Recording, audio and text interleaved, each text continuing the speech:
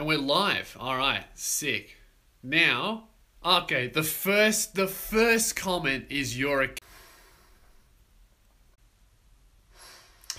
Okay, this should work a lot better now, I believe. But what I was talking about before is the first comment that anybody wrote was "you're a cunt," which really says a lot about my fan base, I suppose. I mean, it's my fault, isn't it?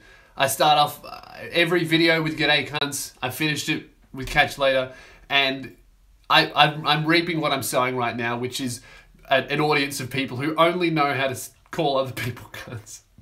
Hey, can you guys send me the link to the live stream on Twitter? I can never find the fucking link. Every time I go on my channel, I can't find it. It's ridiculous. How do I go on my channel and then I'm like, because I want to someone tweet me the fucking link. It's the worst shit ever. I go on Lewis Spears, my YouTube channel, and it's not even there. Oh, so the Philip DeFranco shout out was awesome.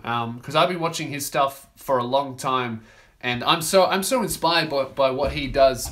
Not so much his videos, but his entire business model. How the dude just has like a group of people working for him. He's got editors, he's got cameramen, he's got researchers. Just all that kind of stuff is the shit that I dream about. You know what I mean? Like that would be the greatest thing, to have a team of people editing. Because I hate editing. I like writing and I like filming and performing to the camera. But once I get to the editing, it's just not fun. Here come the tweets of my link. Thank you very much for sending me the link. All right. Here we go. Now I can actually read the comments properly instead of on my fucking phone. All right. Pop out the comments. I want to see this shit. Hey, all right. So now, if you guys want to ask me any questions about Bi-Monthly Bull or anything else that I'm doing at the moment, I'm happy to answer them because I've got them. I can actually read them. Let me just move my laptop here without destroying the live stream.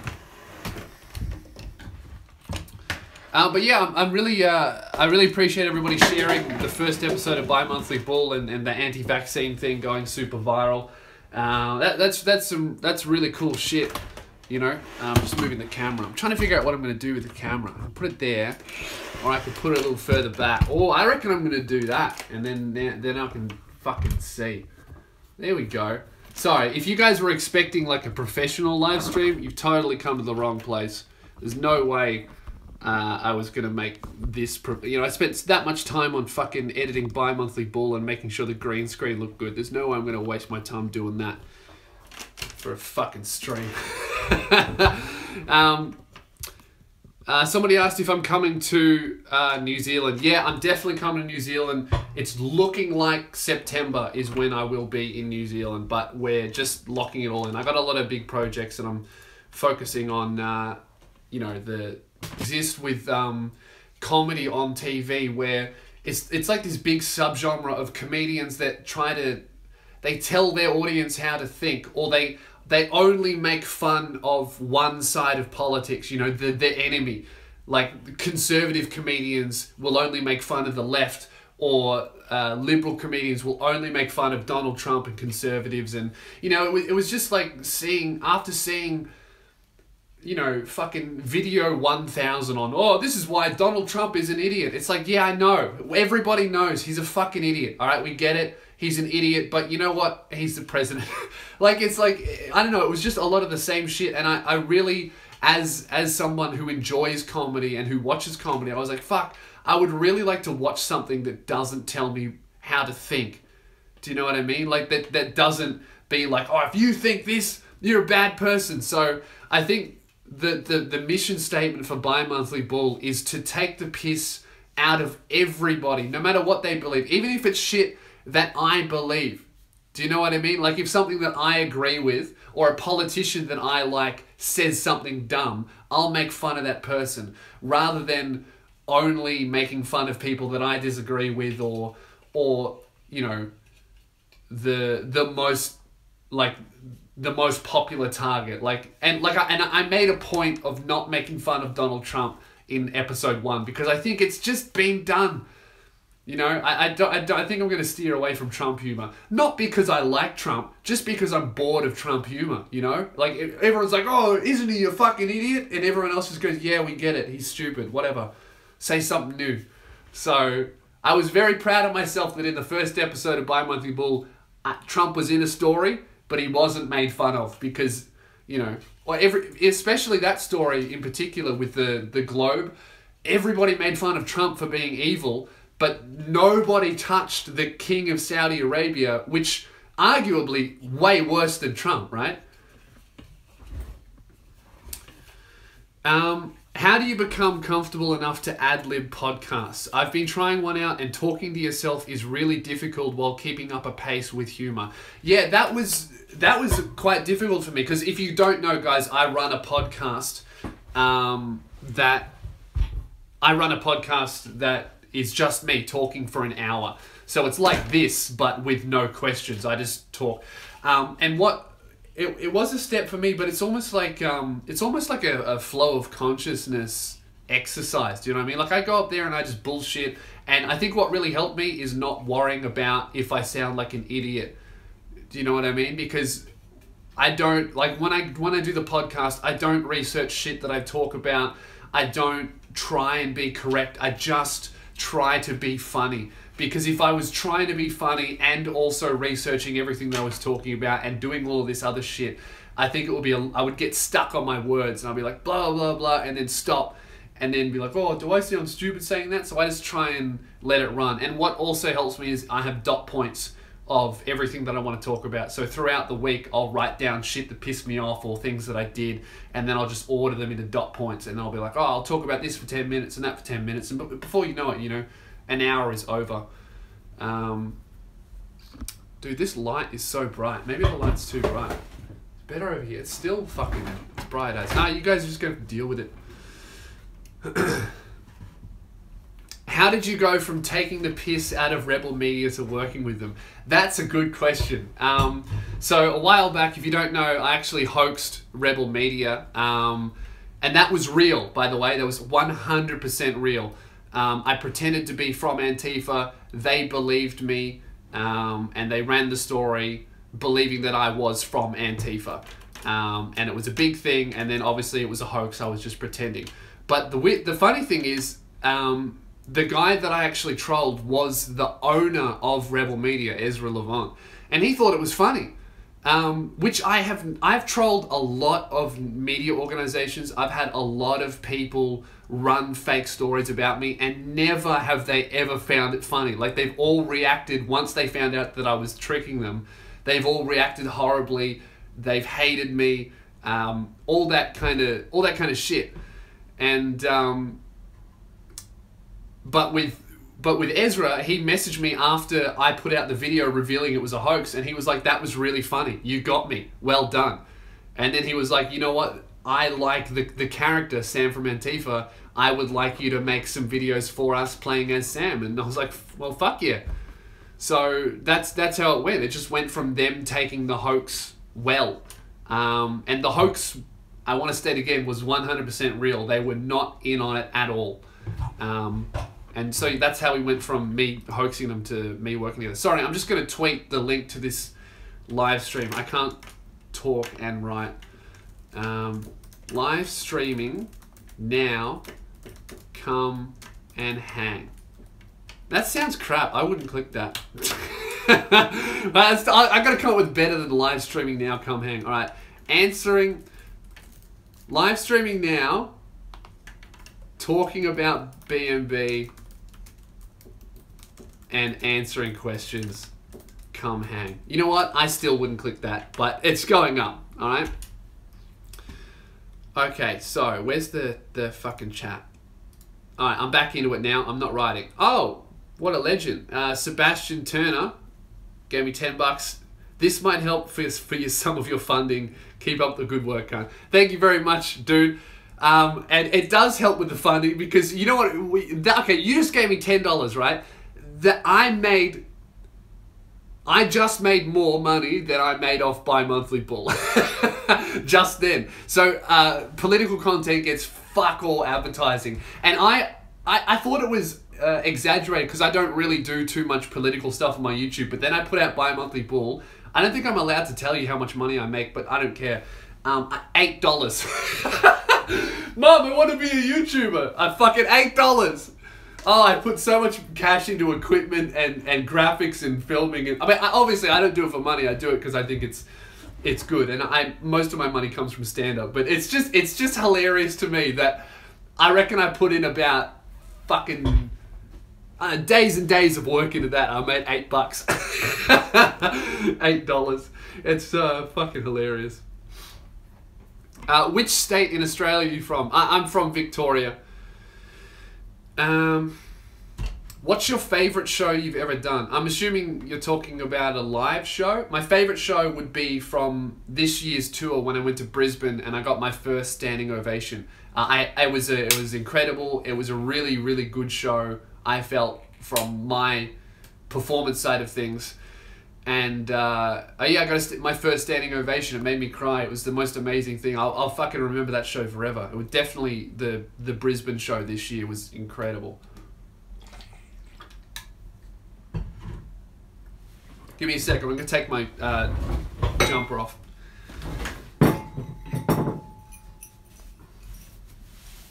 This isn't a fucking Zoe Burger live stream, so I will leave the shirt on. But I'm just going to keep this. Who are your favourite stand-up comedians? My absolute all-time favourite is Bill Burr. I think he's the best living comedian in the world to me. And Jim Jeffries I really like. He's awesome, and even how he's gone from Australia to make it big in America. And I also like a few Australian comedians like Leno and Woodley. But yeah, mainly my two favourites was Bill Burr and Jim Jeffries because I love their style of humour.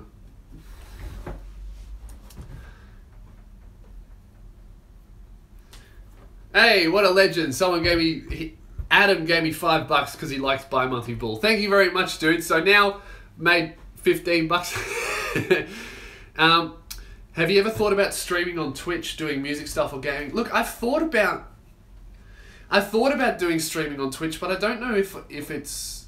I think I might be stretching myself and just doing too much stuff, you know, but between me making videos and doing Facebook shit and doing stand-up and the podcast, like I'm doing a lot of shit. I don't think I could do Twitch as well and do it well. You know, I'm kind of... I try to make sure that everything I do it properly, and I don't think I could do Twitch properly, so maybe not. But, you know, things might change. I do play a lot of video games. Also, sometimes it's just good to just do something and not fucking film it. Like, I don't know how those daily vlog cunts do that. Like, every day film shit. Actually, you know what? I know how they do it because they make millions of dollars out of it and they sell t-shirts. But I don't understand their friends. Do you know what I mean? Like, could you ever imagine being out for lunch with someone and then they go, oh, 1 second, bro. Hey, what's up, Jake Paul? Let's dab it on him, dab it on him. I was eating the pasta with my good friend Sam. And then Sam's over there being like, dude, do you have to fucking film everything you do? Like, that's rude as hell. Oh, thank you, Meda. Meda? M-E-D-A. I'm going to say Meda.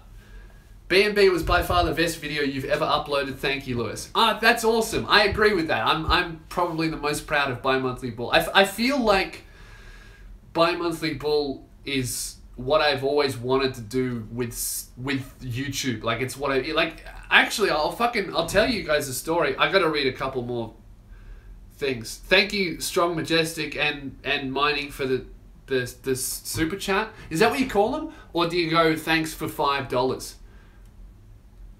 I love how someone comments, yo, Lewis is raking it in here. I made $20.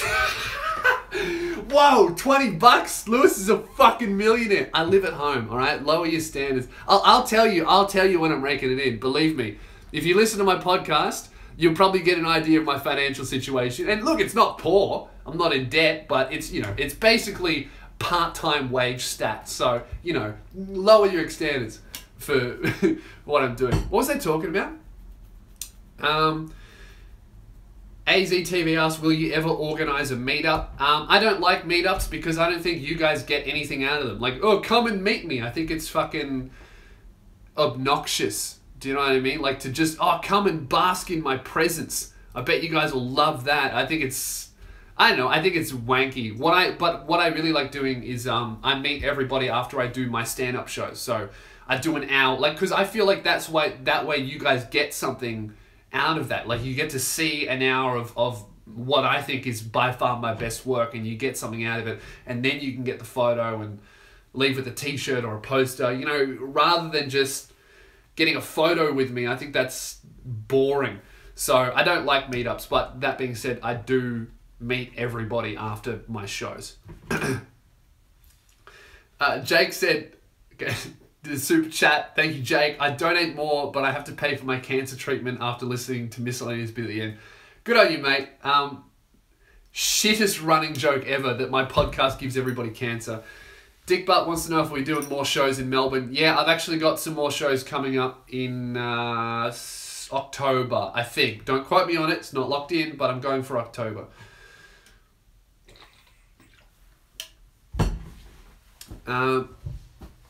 Alright.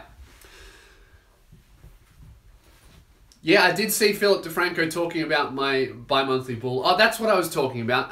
I was saying that I think bi-monthly bull is what I've always wanted to do on YouTube, but I never had the resources to do it. Do you know what I mean? Like if you actually scroll down in my channel, like 2 years, might even be more than 2 years, I actually tried to start bi-monthly bull, but I wasn't good enough, and I also had fuck all money and no equipment, and I had a job at that time as well. I wasn't doing this full time. So I didn't have the time or the resources or the money and really the ability to do what I really wanted to do. So I kind of had the foresight to be like, well, what I'll do is I'll stop it now before it gets big. Like before it gets big in a form that I actually don't really like. And then 2, maybe 3 years later, which is today, I feel like I now have, thanks to Patreon, I've got a little budget that I can pay camera people and, you know, get props if I need to and pay for graphics and shit like that. And I've got good camera gear and I know how to use it. And, you know, I'm a much better comedian as well than I was a few years ago. And I feel like now I'm truly like in the right position to do what I really want to do with Bi-Monthly Bull. And I'm very happy with how the first episode's gone. I'm glad you guys are feeling it, because I put a lot of effort and, you know, money and everything into the series, and I'm glad that you guys are feeling it. Thank you very much, Ryan. Appreciate that, bro.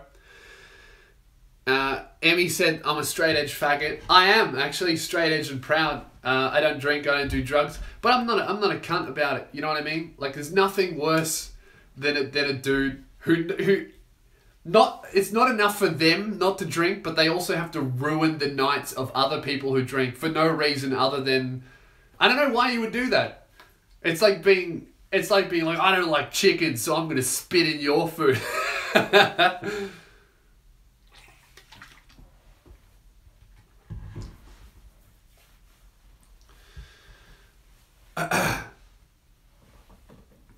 Alright, so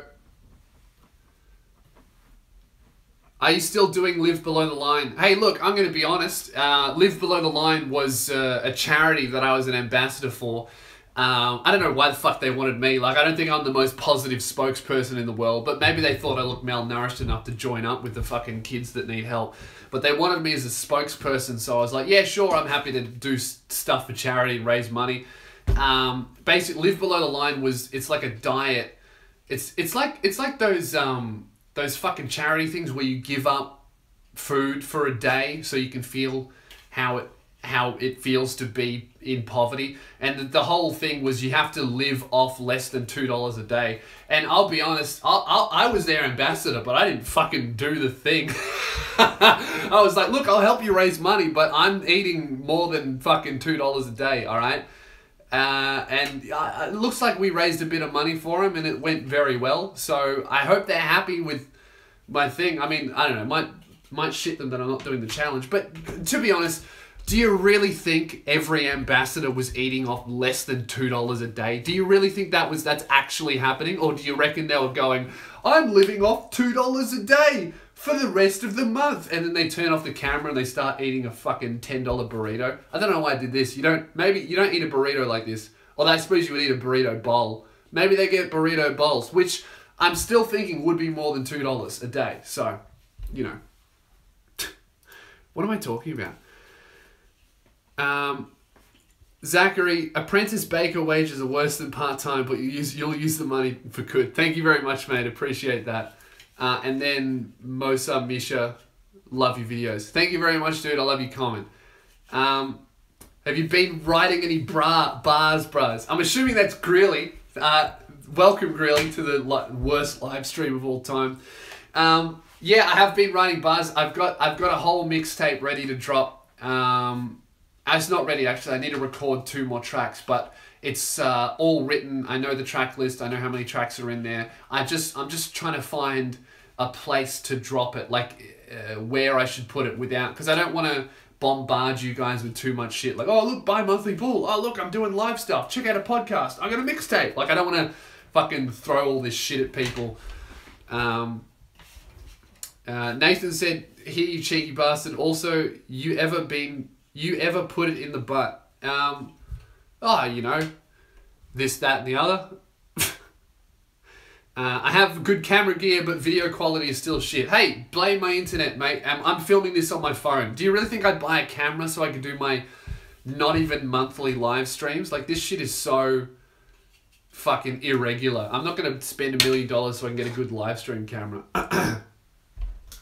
All right, I need to get a charger for my laptop. Give me 1 second. I'll be real quick, and please enjoy my green wall while I get my charger. All right, dude. Anybody joining the live stream now will just be so disappointed.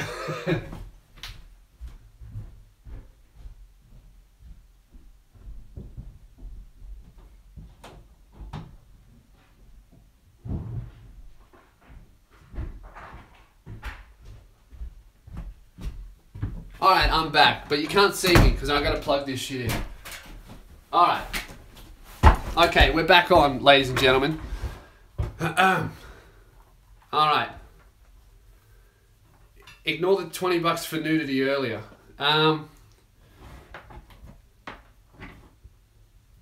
Yes, I am coming to New Zealand. Hopefully I'm going to be aiming to come sometime in September for New Zealand. Looking like we're going to do all the major cities and then probably 3 dates in New Zealand. I don't really know how it's going to go. I feel like it'll go all right. Also, is that an international tour? If I do Australia and New Zealand, it's not. I don't know what to call that tour. Like, do I call it the Anzac tour? But that sounds like I'm a fucking war vet, and I'm like the opposite of a war veteran. Do you know what I mean? Like, I feel like if I called it an Anzac tour, that'd be like stolen valor. And I just get the shit kicked out of me by 80-year-old war veterans being like, my friend died on the Kokoda Trail, and now you're claiming Anzac, you fucking dog. So, I don't know what to call that tour. Maybe I'll just call it, I'm going to New Zealand.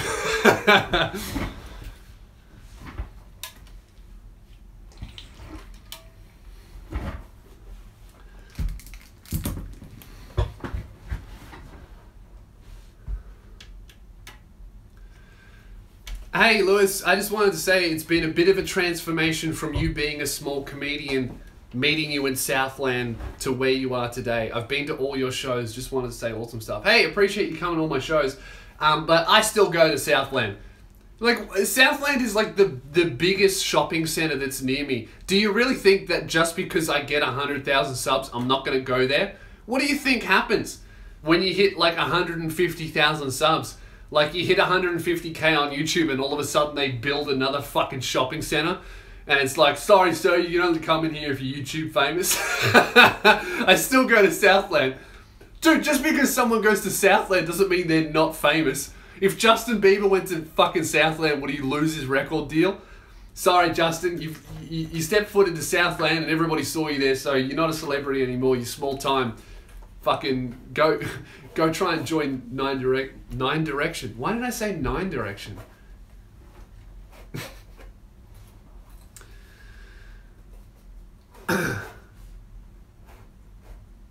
Somebody asked, why do you ignore the necklace question? Because I get it all the time, and I've answered it a few times, and now it just amuses me to not answer the question, and then everyone goes, what does this necklace mean? Does it mean anything? It might mean nothing. Figure it out for yourself. If you watch my stuff, you should be able to figure out what it is. That's actually, I feel bad for saying that, because that's a fucking lie. There's no way you could... There's no way you could watch my videos and be like, I've deciphered the code. That's what his necklace means. That was just a red herring. But, you know, it's just funny to me to have everybody try and guess what it means. And I suppose that's rude. But, I don't know, maybe I'm a rude person.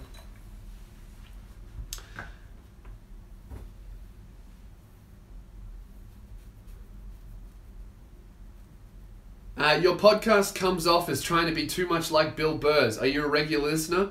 You know, I think that I actually do listen to Bill Burr's podcast a lot, and I don't think ours are very similar beyond the format, like the format of one person talking alone. Yeah, but other than that, it's really quite different because we're just different people.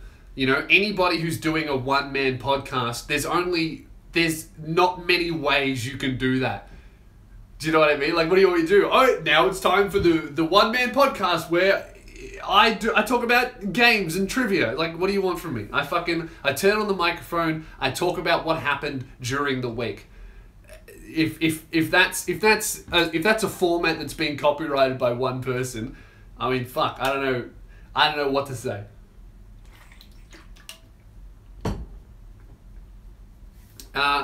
Is there any new C-Roo stuff coming? Yes, I've got a mixtape coming out probably later in the year.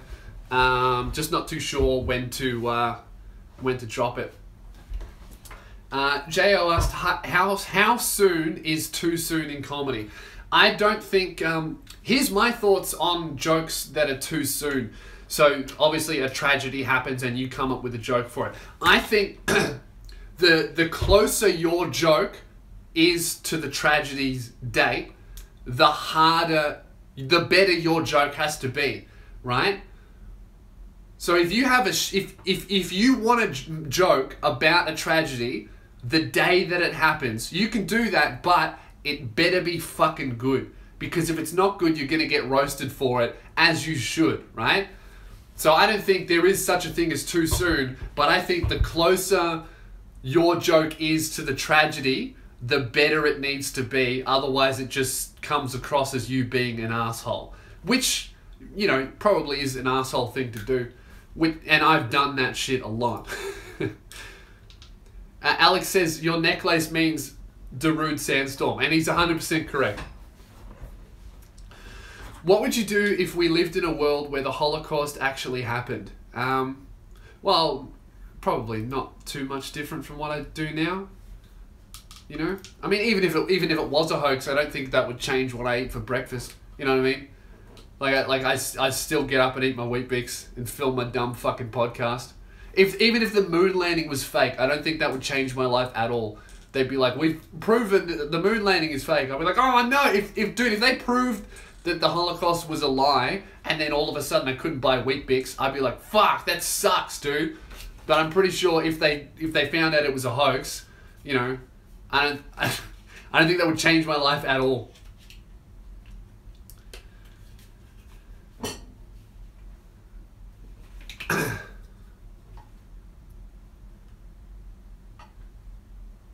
BMB reminds me of Mad as Hell by Sean McAuliffe. I fucking love Mad as Hell. I think that's great. That's one of the few Australian comedy shows that's on TV now that I think is really, really good. Just Sean McAuliffe he's just his weird humor, and he's just out there zany shit that doesn't even try to make sense a lot of the time. It's just really fucking funny to me. Do you watch anime shit? I watch. Look, I've given myself a little project with the fucking anime hentai manga shit. You know, the Jap stuff. I'm reading Dragon Ball the manga. And then I'm going to read Dragon Ball Z, the manga, and then I'm going to watch Dragon Ball, the anime, and then I'm going to watch Dragon Ball Z, and I'm just going to go from beginning to end, and then I'll go through GT and fucking whatever, Super and whatever it's called and all that shit. Joshua, when are you going to do the anime drawing thing you promised to do for your patrons? I'm doing that Fuck, I might do that tomorrow, actually. I'm doing it this week. It'll be done before the month is out. I just wanted to focus on bi-monthly bull. I just didn't want to have, and I didn't want to be thinking about, am I drawing an accurate representation of Jessica Negri's tits? I didn't really need that filling up my head before I was about to put out bi-monthly bull. Do you know what I mean? Like, I feel like it was a bit of a waste of space. But now that bi-monthly bull is out, I can divert 100% of my attention to whether or not I'm going to get Jessica Negri's box gap the right shape.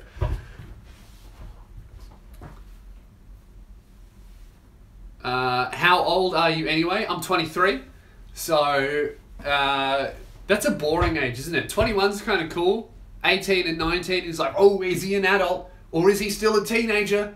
I guess it depends on his mental temperament. But once you hit 22 and 23, that's fucking boring. 24 is boring. 25 is kind of exciting because you have your little thing of, holy shit, I'm an adult. Do I have my life sorted yet? But yeah, I think 23 is a boring age. Lewis, are you going to get Rates, Cursor, or some other music artists on the podcast? Yeah, definitely. I will have Rates and Cursor on the podcast at some point. I mean, they're good friends of mine. It's just, it's just, we live in different states and we're all of us are super busy doing our own thing. And we don't cross over, like they're Australian rap artists, I'm a comedian. Our industries don't cross over very much, but we are mates and I do my best to... we do our best to see each other when we can, but that is very rare. So I am confident that I'll get both of them on the podcast at some point, but I really couldn't promise anybody at any time. What triggers you the most, and when are you coming to Northern Territory? I'll come to Northern Territory next year. I was going to do it this year, but I was like, nah, I just don't think I can sell the tickets there. I don't think I'm big enough. Nathan, I've already had Forte on the podcast. If you go through the podcast history, you can listen to a podcast with Forte. It's a great one. What triggers me the most? I would say it's just fucking... What triggers me the most? I don't think I get pissed off by that much stuff. Hey, like I just think stuff is funny. Well, like when something's stupid or dumb, or even if something horrible happens, I'm like, oh, that sucks. But I don't. You know what? I only actually get angry at stuff that doesn't matter. Like the stuff that when I really think about it doesn't matter at all. Like when I go to the Apple store, that triggers me. I fucking hate the blue shirt cunt store. That's what I call it. I just hate going in there. You go in there and there's fucking 35 staff, but all of them for some reason seem to be busy. But you can't tell who does what because you got to go up to the cunt with a fucking iPad and you're like, hey. I had to go in there recently to get my phone's camera fixed because it was bugging out.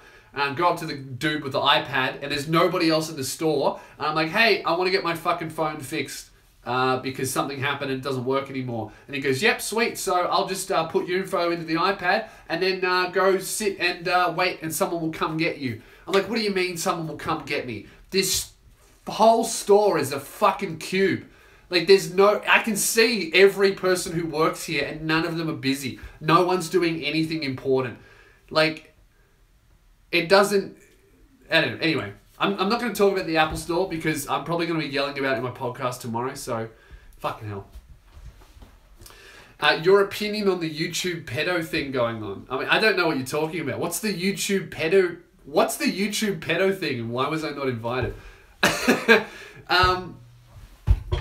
I don't know what that is. I mean, if you're talking about Austin Jones, that kid who that's disgusting and he should be stoned in jail, I think, taking advantage of young girls like that, especially young female fans, when you have that influence. I think that's fucked. Thank you very much, Aussie Wally. Appreciate that. Did you take any inspiration from The Chaser when making Bi-Monthly Bull? Yeah. I took a lot of inspiration from them. Those guys are a big reason why I started doing comedy in the first place. When I watched The Chasers War and everything on TV when I was like, I would have been like 12 or 13, I was like, fuck, you can do that? You can just go out in the street and make fun of regular people and what I really loved about them, the main thing that I loved about their show is that they made fun of everybody and it was very hard to tell what they actually thought Do you know what I mean? Because one week they would make fun of liberals, and then the next week they'd make fun of conservatives, and their whole show would be just be jumping around all around the political spectrum, making fun of every single person, and at the end of it, everybody got something out of it. You know, whether you believe this or that, you left the show being like, fuck, that was funny. And that's what I am trying to do with Bi-Monthly Bull, really.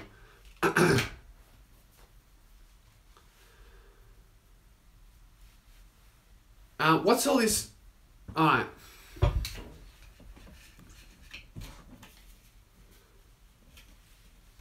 Lewis, when will you come to America? Sorry. Me and my girl went to your Melbourne show. It was a classic, and it was mad meeting you. And do you think that Columbine was a social experiment? That's the worst comment that's ever made me laugh. Oh, fuck. Alright, when will you come to America? I want to go to America next year at some point. I probably won't be able to do shows because it's really difficult to get a visa to do shows and to perform in America. Like, you got to do a lot of different shit. You basically need to be a full-on celebrity, and I'm just absolutely not that at all. So I will be going to America, but I don't think I'll be actually performing there for really a long time, which sucks because America is kind of where I see my career ending up, you know what I mean? Homeless on the streets. Hey, thank you very much, Aussie Wally. Yeah, I think that Christopher Roos guy, I got no idea who he is. Absolutely no idea. If you could give a starting stand-up comedian one piece of advice, what would you say? I would say, you are going to be fucking shit, and that's totally fine. That's absolutely normal. Every comedian who starts out is bad because you're starting out. But the hardest thing about stand-up comedy is you have to practice on stage. You can't practice at home. There's no way you can get better at stand-up comedy sitting in your bedroom writing jokes. The only way to truly find out if what you have written is funny is by telling it in front of an audience. And it's like, I kind of explain it like, if you want to practice piano, you can play that at home and no one will hear you and you can get better. But for comedy, you need to practice in front of people who are expecting a professional comedian who is not practicing. So it is very rough starting comedy, but you just got to push through that. And if you can push through the stage where you suck and no one laughs, you can get good.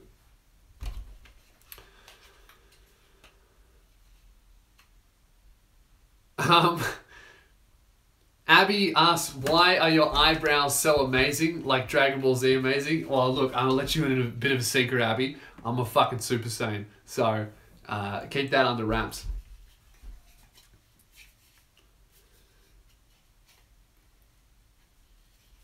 I'm just looking at these fucking questions. Lewis, were you a fan of Clark and Dorr? Yeah, those guys are hilarious. I really like their stuff. I always used to watch it when I was 10, and I was just like, who are these two guys talking to each other? But now that I'm older and I know a bit about politics, I'm like, this is fucking comedy gold.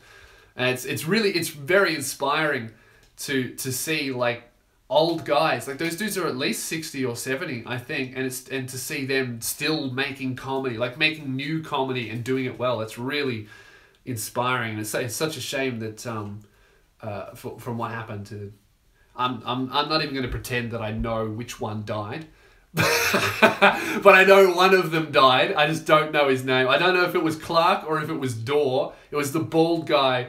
I think that was Clark. Look, whichever one died, it's sad. All right, that's what I'm trying to fucking say.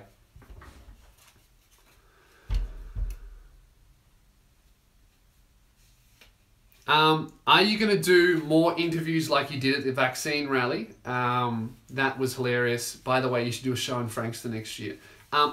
Yes, I will be doing more Vox Pop stuff and interview stuff. Not next episode. Basically, how I'm trying to work Bi-Monthly Bull is I want to have between 4 and 5 stories each episode, and one of those stories has to be a stunt. And a stunt to me is whatever doesn't happen at the desk. So it could be fucking with the media, it could be a vox pop, it could be a sketch. Do you know what I mean? Like I want to try for each episode to not have the whole thing at the desk, because, you know, filming, I can't do a vox pop and do that every fucking week, because it's quite labor intensive. Like that minute and a half we got at the vaccine rally, that took me 3 or 4 hours to film, because you got to go up to people, you got to talk to them, you got to find people who will agree to be on camera, you got to stay there for the rally, you got to wait till they finish talking, and it's a massive thing to get that minute 30 of content, which it was obviously worth it, but it's very labor intensive to do that kind of shit.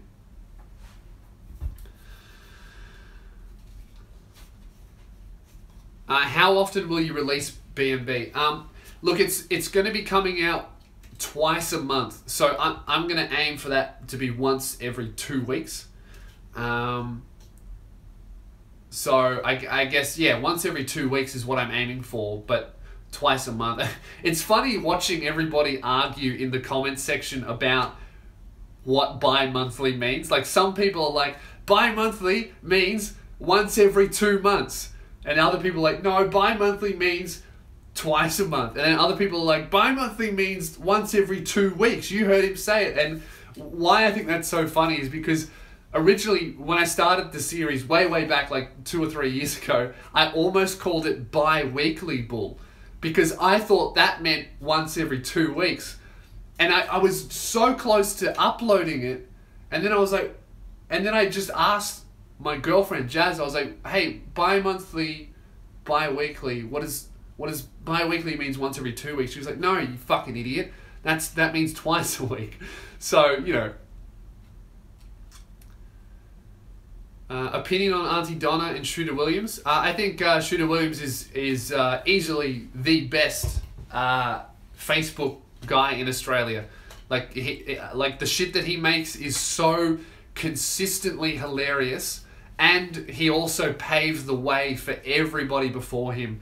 And I'll always say that Shooter Williams kind of paved the way for Australian humour on Facebook and online, really. He was kind of like the first real actual Australian guy to go viral and do Facebook and YouTube, along with Max Mofo as well. Those guys kind of paved the way. And Auntie Donna, I think, are hilarious. Their sketches are great, and their live shows are, I haven't seen one, but from what I hear, are amazing, and I do want to catch one.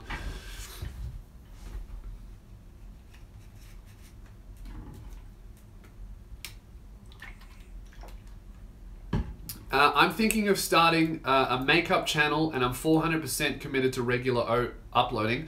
For you, how long did it take for your subs and views to start to come in? Fuck, took me a long time. I reckon when I started my YouTube channel in 2012, and it took me easily over a year before I started getting people climbing up. And even then, it only really, my channel, I don't really look at my channel and think that it's big. I don't think it's big yet, but I feel like it's at the point where it can kind of start to get big. Like, to me, big is like 300, 400,000. That's big to me. So mine, I'm at this weird in between stage. But yeah, when I started, it easily took me a year, and it was a struggle, because no one gives a fuck about you when you start anything. No one, and it's very hard to make people care about you even when you are established, because generally, especially with the internet, people have their own fucking life, you know? Like, I don't expect you guys to drop everything. Oh my god, Lewis needs our help. I'm gonna forget about my girlfriend that just cheated on me and go and watch this video. Like, you know what I mean? Like, people have their own problems, and it's very hard, especially when you start something, to make people care. But I would say advice for makeup people is just look at other makeup girls, and don't look at how they make their videos or whatever. Look at how they run their business. So how often do they upload? How long are their videos? All that kind of technical shit. And I'm sure there's many articles you can read. Just read as much stuff as you can. And I think the biggest thing with when you're starting something and when you're making videos and content in general, and I'm not the best at this, right? I fuck this up all the time, but stay consistent. if on whatever schedule you promise, stick to that. If you say I do videos every week, you fucking put out a video every single week. If I you know, with Bi-Monthly Bull, when I say it's twice a month, it's gonna be fucking twice a month. You know, it's definitely gonna be that. So, and I guess, you know, yeah. All right. What city have you not performed in that you most want to do a show in? Oh, definitely New York. 100%. I want to go to New York and do stand-up comedy. I feel like if I can sell out a theater in New York, I fucking made it, to me. That's what I think. If I can sell out like 1,000 seats, you know, in New York, I feel like that's when I've made it. So absolutely New York. I would also love to do LA, and I would love to do Edinburgh too, and for some reason Scotland. I don't. Oh, that's not a city, you fucking idiot. That's a country. Oh my god. I just did a fucking Jake Crompton. My name is Lewis Spears, and Scotland is a city. Fucking idiot. Just embarrassed myself. See, if this was a regular video, I would 100% cut that out. I don't want people knowing how dumb I actually am. Can't do that with a live stream. Tom says, I got one of your shirts, but I don't know what kind of wash it needs. Can you help a brother out? All right, so the Try and Stop Me shirts, which are available at loosespears.com/merch, $25, very cheap, very nice quality.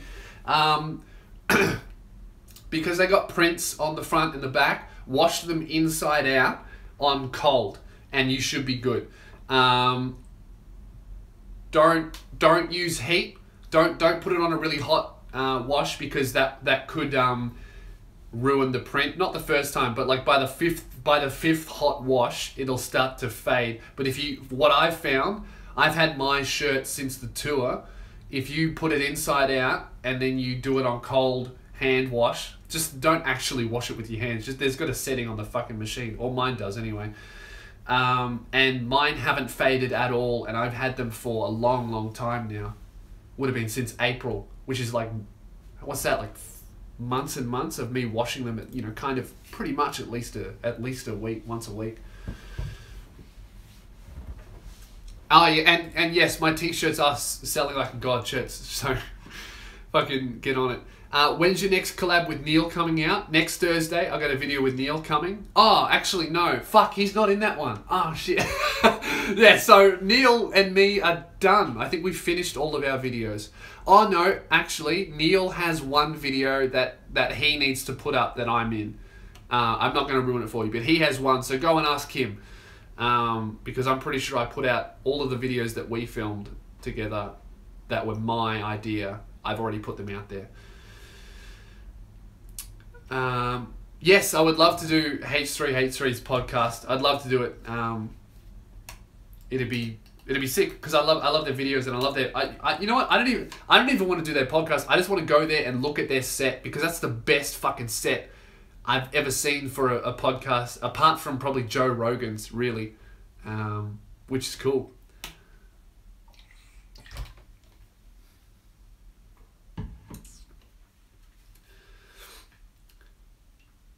Since you're not getting any money from YouTube, can you jack up the offensive humor to 11 and make jokes about school shootings, the Holocaust, and other taboo shit? No, mate, you don't get to pick the kind of jokes you get from me. I mean, I feel like, dude, I just joked in the closing joke for Bi-Monthly Bull was one about the fucking Manchester and Ticketmaster collaborating with ISIS. Like, what do you want from me, mate? All right, I talk about that kind of shit. I talk about whatever I think is funny, and clearly it's not a good business decision, but yeah, I think it's funny. So, you know, you'll get what you get, and you don't get upset. That's what I told a fucking 5-year-old, you know, when he's like, oh, I don't want to eat my peas. And you're like, you get what you get, and you don't get upset, because at the end of the day, you're 5 years old, and you cannot get a job. So if I give you peas, you'll fucking eat your peas, or you'll starve to death. And YouTubers are like that. YouTube, I think is peas. You know what I mean? Like you eat your fucking peas because you didn't pay for them. All right, you're not entitled to nothing. So eat your peas and shut your face.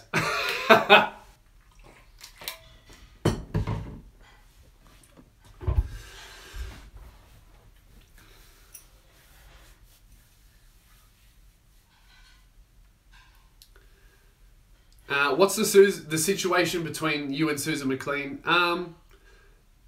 Basically non-existent, which is great. She's left me alone. She hasn't said anything about me since the Lou review that I did on her. But I almost feel sorry for her because she still does talks at high schools, and every time she does a talk, somebody asks about me, or they take photos of her and they send them to me. Be like, oh, Susan's at our school. Should we troll her?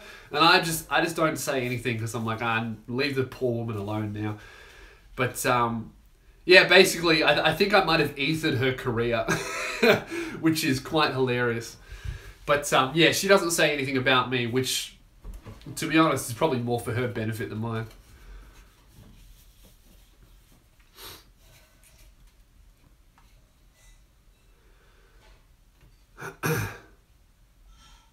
Thoughts on the video that went viral recently coming from your second channel and not your main?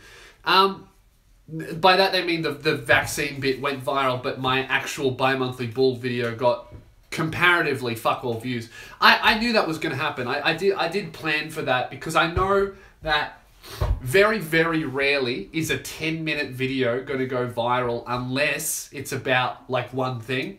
Like I did a 10-minute video on SoFlo and that went viral. But if you're doing like a daily show, I kind of learnt this from Philip DeFranco, actually, looking at how he does it. Because if you think about it, Bi-Monthly Bull is kind of like a funny Philip DeFranco show. Like both of the shows are aiming to show both sides of an argument, and for me that means I'm gonna make fun of both sides of the political spectrum, or both sides of a story. I'm really going to try and avoid saying, this is who I think is right, or you're stupid if you believe that. You know, I'm going to, and I feel like Philip DeFranco does that very well, where he's like, this is what this people said, this is what these people said, here's the middle opinion. Like, he does that quite well. So I looked at how he does it, and basically he uploads his big fucking 10-minute video that will probably never go viral, but then he'll break that video down into individual videos for Facebook, and those things go viral all the time because it's like, here's a 2-minute interesting video about one thing, and people go, oh, did you know about this? And they share it. So I feel like I did that by design. Like I wrote the entire script and I filmed it based around the fact that I would be chopping up the episode for individual videos, and I'll be uploading each segment over the next few days to my second channel and to Facebook.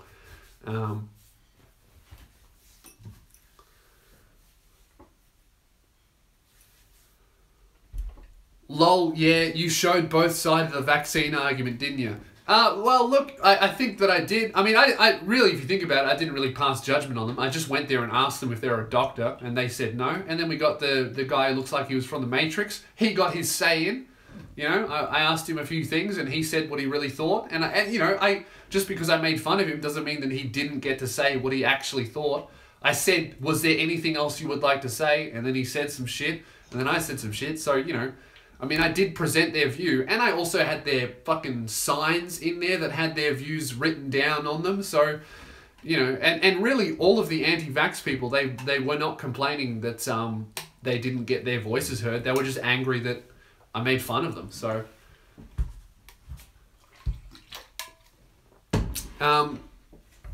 Jay-Z fam said, did you get hurt by the YouTube boycott? Oh yeah, way more than I thought I would, actually. Like, when I heard about the boycott, I was like, oh, they're just exaggerating. It's just YouTubers complaining about YouTube, you know, because that's what they do. But yeah, my revenue has easily gone from 10% to 10% of what it usually was.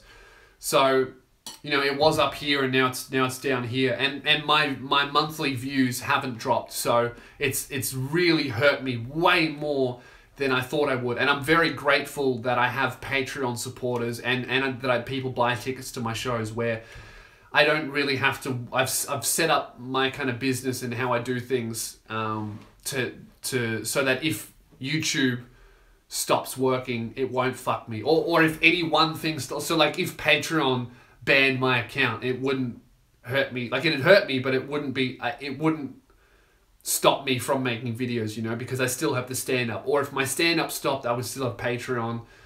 it's kind of like that, and hopefully YouTube will fix itself, and then I'll have all three, so that if Patreon stops, I still got YouTube and stand up. So kind of like as long as I have two revenue streams coming in, I'll be all right. And I'm not rich, I'm not well off. You know, I can afford to buy myself a T-shirt every now and then, which is pretty cool. I'm on some T-shirt money.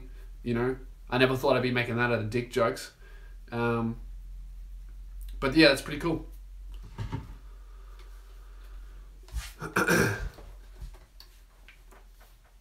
Alright.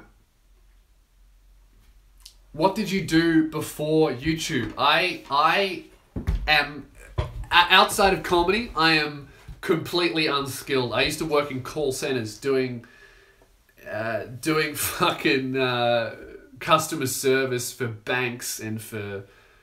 I worked for Village Cinemas talking to people about fucking just dumb banking decisions. I don't know. I did phone shit. I did sales. I did customer service. All that kind of stuff. It was horrible. Those jobs actually made me sad. Like feel sad on the inside.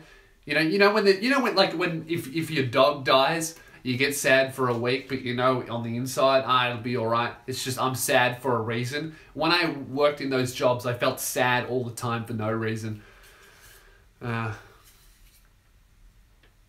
Ryan's says, are you wearing a $1,000 Gucci jumper in your riffraff interview and you say you have no money?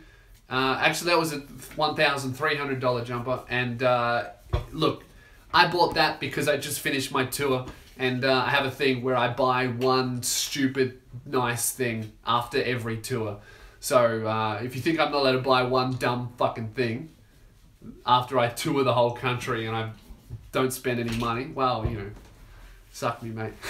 Yeah, because after my tour, I buy one stupid fucking thing that I don't need, that's really nice and is way too much money. And then I'm like, all right, now I'm just going to put this money over here. I'm not going to look at it. I'm not going to spend it. And then I put myself on a weekly wage. So I make $300 a week is what I pay myself. And it's about enough to, you know, buy food, get a fucking video game every now and then, and, you know, see a movie. And that's basically it. And, oh, by the way, when I'm making a lot of money, I'll fucking tell you. But right now, I'm less than a part-time wage stats. Thanks for collabing with Chris Raygun. No problem. I'm looking forward to at some point do some more shit with Chris. It's hard because we're not in the same country, but I'm sure that at some point it'll we'll do some more shit.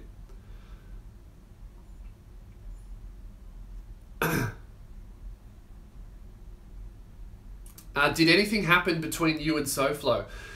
I suppose something that you guys wouldn't know about is after the SoFlo thing. Like, I'm talking like this happened like 6 months ago, so it's years. It's been like a year at least since I put the SoFlo video out. One of his business partners hit me up and he asked me if I could take the video down because it was hurting the SoFlo brand. And I just told him. I mean, they were really nice about it, so I wasn't mean. I was just like, hey, yeah, sorry, You wouldn't do that for me. Do you know, like, don't pretend that I could come to you and be like, hey, could you just take down this viral video? Like, you wouldn't do that for me, so don't fucking ask me to take down a video. So I just said, nah, I'm leaving it up. And if you're worried about it hurting your brand, maybe you shouldn't have done all that fucking horrible shit in the first place. Or change the name of your brand. It doesn't need to be SoFlo. That's just fucking SoFlo Antonio in his head going, oh, it needs to be SoFlo so I'm still famous. It's like, you were never famous, cunt. You stole people's videos and you got a nose that's bigger than mine, and that is an achievement.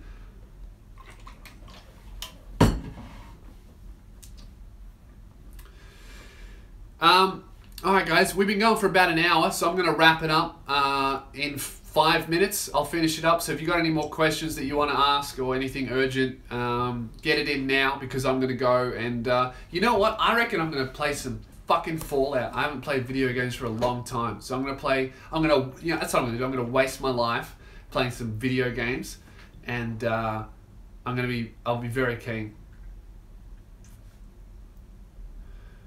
Alex asked, what's the video you did with Chris Raygun? I don't know the video. It was a very, very small collab. Ask Chris on Twitter. He's usually pretty good with getting back to people. I can't remember the video that we did. He just needed somebody to yell at him on the phone. I don't know what the title is, but if you go through his thing, it's entirely in black and white, and it's also featuring another YouTuber, a girl called Anissa Joma. So if you go in black and white, Anissa Joma, if you can find that, you should be able to find me calling him on the phone. What comics are you reading at the moment? Oh, finally, a fucking banger question. Oh, I'm reading at the moment. Dude, I'm this close to starting a comic book review channel, but I know that it's a waste of my time. I'm reading.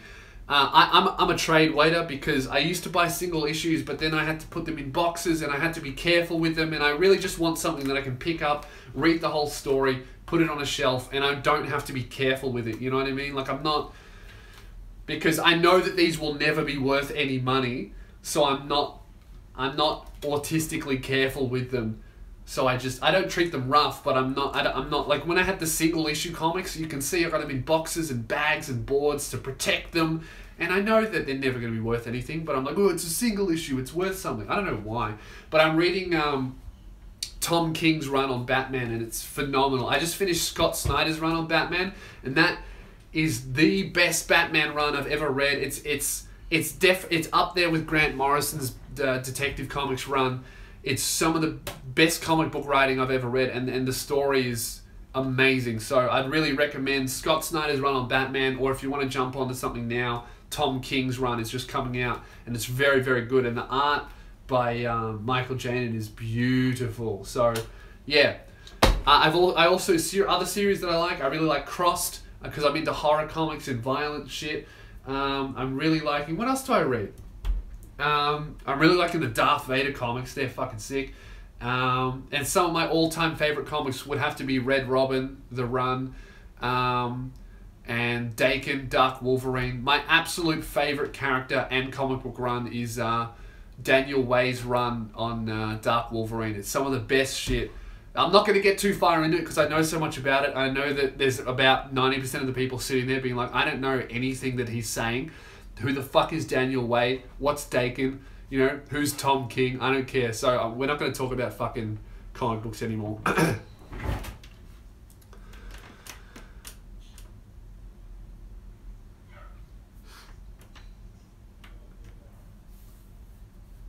How come you called out Rebel Media and then you did a video with them? I don't think I really called them out. I just hoaxed them, and then I explained how I did the hoax. The way that I look at it, right, is Rebel Media were really nice to me, and they were such good sports, and they thought that the character I played was funny, and they wanted me to do it for them. So I was like, yeah, why not? You know, I'm always down to work with new people. There's never any malice in my comedy. If I make fun of somebody, I don't hate them. Very rarely do I not like somebody I do a video about. You know, there's few exceptions, like Susan McLean. You can tell in the video I was fucking fuming in that one. You know, SoFlo, I wasn't angry in the video, but I didn't like him because he was threatening me. But I never really get angry at something unless they come for me, you know? Are you in your basement? Dude, basements is such an American thing. You guys don't realize that not everybody has a basement. Like, Americans are basically the only place where many people have a fucking basement. You know, you always see, oh, you live in your mum's basement, and most Australians are like, what is a basement?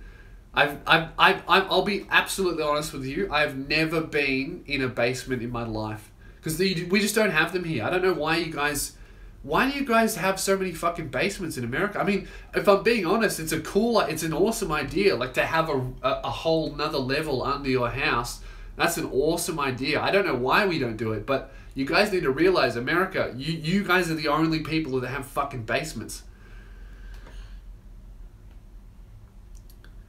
Do you play any tabletop games or physical RPGs?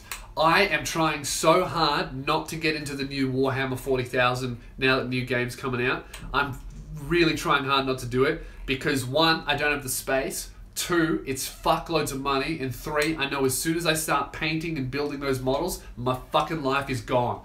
Alright, I know as soon as I start doing that, I'll be like, well, bi-monthly bull is cancelled because I gotta paint some Space Marines. So I try and limit, because I'm so bad. I've got such maybe, you know what? This is the reason why I don't do drugs. I've got such an addictive personality. As soon as I get into something, I get way too into it. You know, like I started getting into comics a few years ago, and now my room is filled with comics, and I know all about the characters and all the side characters, and I get right into it. I'm reading the Warhammer science fiction stories, the Horus Heresy, and I'm like 10 books deep into a fictional universe that's about a fucking tabletop game. Like that's not healthy. Like if I get so addicted to shit that as soon as I start it, I'm like, I look at a board game and I'm like, oh, that looks fun, and then I read 10 books and I'm not sick of it. I know this, as soon as I see some heroin, I'm gonna be like, well, I'm gonna get fucking, I gotta do all of the heroin. I'm gonna get this needle, I gotta do that, I gotta fucking smoke it, I gotta inject it, I gotta do all of it. So I don't know, maybe that's why I don't do it. Or another good reason not to do heroin is because heroin's just a bad idea. All right, guys, I'm gonna wrap it up because it's been an hour. So thank you very much for tuning in. Thank you very much for everyone who did the super chats and stuff. Appreciate it.